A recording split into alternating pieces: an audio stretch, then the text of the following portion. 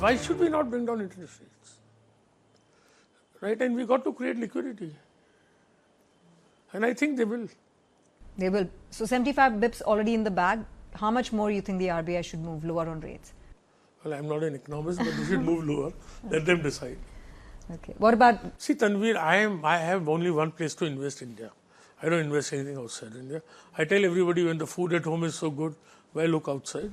And maybe it may take 3-6 months. I have confidence that India's growth will bounce back and bounce back at a rate which will surprise people.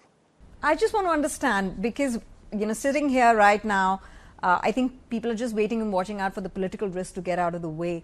Once it does, you think the trajectory would be to 8 to 9% that you're calling as long term? Sure. Would it come by post FY20? FY21 onwards? 2021, I can't say. See, I can predict a direction. I can't predict the... See, we have had 5 years of a banking crisis. We have had subpar capital expenditure. We have had the introduction of GST, right? We have had demonetization. We have now having improvement in credit culture. We are having integrity come to the fore. The government making efforts of ease of doing business. The China-America spat on trade is a great opportunity for India. Okay. So I don't see any reason why growth in India will not come back with a bang. Okay, I want to address this for our international audience, and which is why I'm posing this question to you. On the subject of India's growth, we've had Dr. Raghuram Rajan in an interview in March this year say that we need an impartial body to look at the data.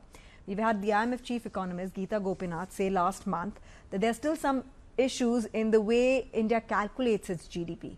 No, when did they arise? When did they arise? And question is, because American inflation did, just because you don't agree with your figures, you're suspicious of them, you can't say the method of calculation is incorrect. If they were incorrect, Mr. Raghuram Rajan should have corrected them when he was the RBI governor. What was he doing? So, I mean, see, I don't rule. They say statistics is a lie. If your feet is in the refrigerator and your face is in the oven, you may be right. You may be fine. But there is to needlessly suspect government.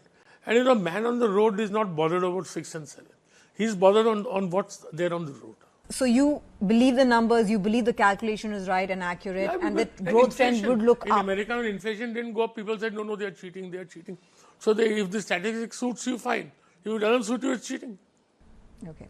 So on record, I have Rakesh Jhunjhunwala saying 8 to 9% is the long-term growth trend for India. No, I think long-term is double digit. Ah, okay. I'm saying 8 to 9% near future. You have to give me some timeline as to when we get into double digits, maybe because that's India's potential. Maybe 22, 23, 24. It's a process. So India is at an inflection point. I think so.